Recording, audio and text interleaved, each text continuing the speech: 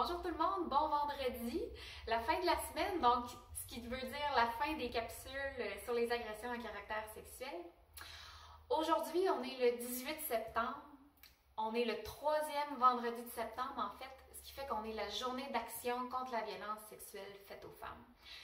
C'est cette journée-là qu'on voulait souligner avec les capsules cette semaine.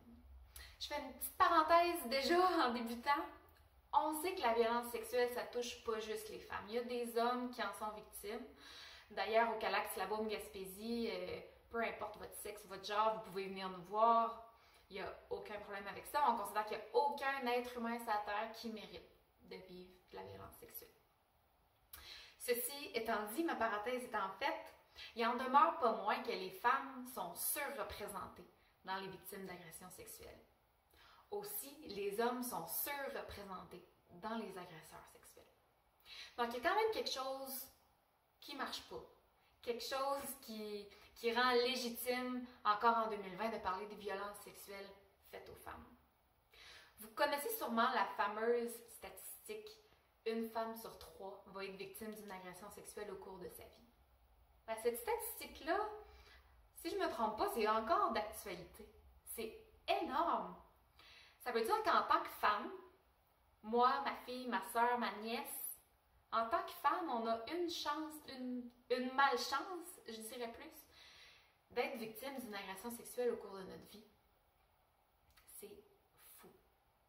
Quand on se dit en plus de ça qu'il y a probablement autour de 90% des victimes qui gardent ça pour elles puis qui n'en parlent pas, qui ne dévoilent pas. Donc on peut soupçonner que c'est peut-être encore pire que l'une femme sur 3. Je pense que tout le monde s'entend pour se dire que la violence sexuelle, c'est une problématique majeure, puis il faut s'y attaquer, il faut faire quelque chose. Donc aujourd'hui, ce que je vous propose, c'est qu'on se pose la question ensemble, qu'est-ce qu'on fait avec ça? Donc c'est là-dessus que j'aimerais qu'on réfléchisse. Quand il y a des vagues de lutte, de prévention, quand il y a surtout des vagues de dénonciation. On en a vu ces dernières années. On en a vu cet été avec le Dis son nom. Dans ces vagues-là, généralement, on voit apparaître 3 types de discours quand ça se produit. Le premier est orienté vers la victime. Donc, dans ce discours-là, ça va être de juger la victime de bien des façons. Juger ce qu'elle a fait, ce qu'elle n'a pas fait.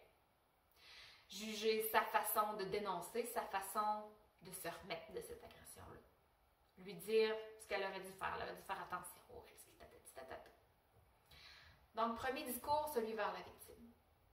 Deuxième discours, c'est comme l'opposé, celui qui est orienté vers l'agresseur. Donc, celui qui va dire tout simplement, ben, c'est pas compliqué, agresse pas. C'est un gros crise de cochon, on devrait l'enfermer, il ne mérite pas de vivre. Donc, le deuxième discours.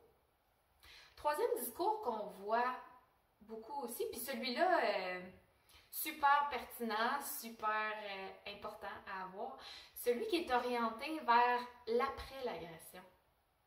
Celui qui se pose des questions sur comment modifier le système de justice pour que les victimes y aient plus recours, comment on adapte les peines de prison, ou les peines tout court, hein?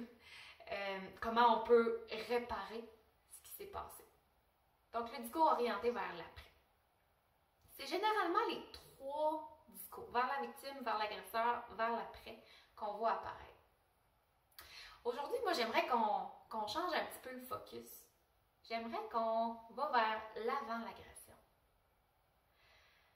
Parce que quand on regarde ça, là, la plus belle chose qu'on pourrait offrir aux victimes, puis aux victimes collatérales d'une agression sexuelle, ben, ce serait que l'agression sexuelle n'ait pas eu lieu.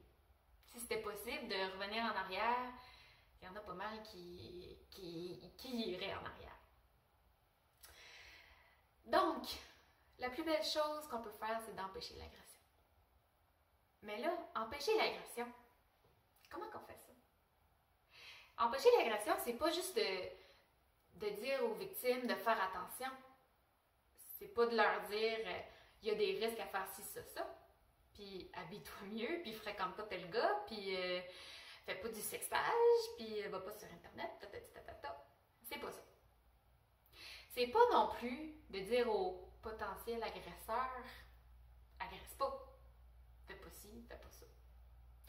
C'est pas de leur dire non plus, tu risques tant d'années de prison. On le sait, c'est connu depuis des années que les grosses peines, ça n'a pas d'effet dissuasif. Ça, c'est clair. Puis là, je suis pas en train de dire qu'il faut pas qu'il y ait de peine pour les agresseurs, il faut pas qu'il y ait de punition. Pas ça du tout. Mais quand on parle en prévention, les peines, ça sert comme pas à grand-chose. Fait que, qu'est-ce qu'on peut faire pour empêcher qu'il y ait des agressions sexuelles? Là, je vais avoir l'air un peu, peut-être rêveuse ou utopiste, ou peut-être en train de faire de la philo, peut-être. Mais moi, je pense que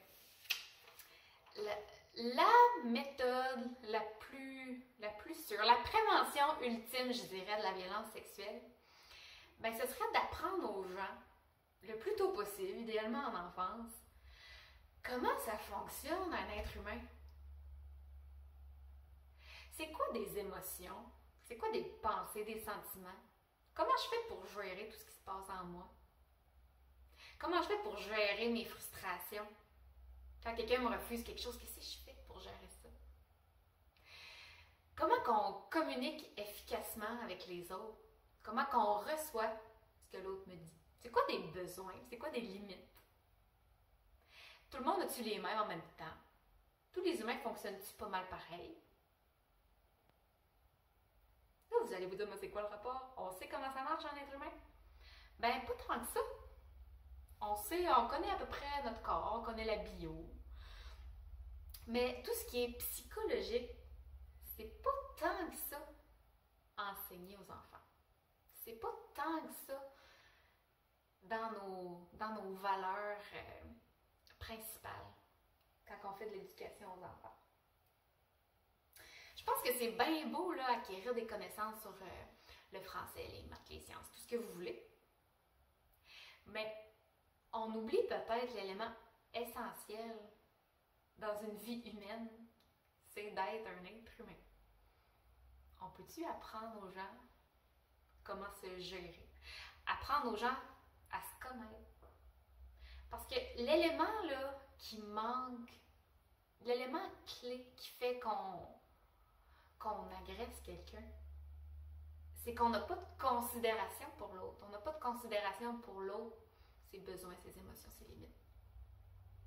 Mais comment on peut considérer l'autre avec ses propres besoins, ses propres désirs, ses propres émotions, si on ne sait même pas que nous autres on a ça? Je pense que c'est essentiel de comprendre ce qui se passe en dedans, ce qui se passe en dedans d'un être humain en général, pour développer l'empathie, pour développer la considération pour l'autre.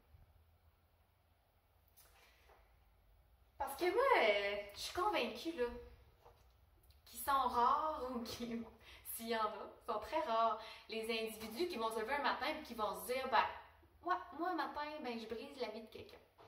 Moi un matin, je vais risquer 10 ans de ma vie. Ça se passe pas comme ça.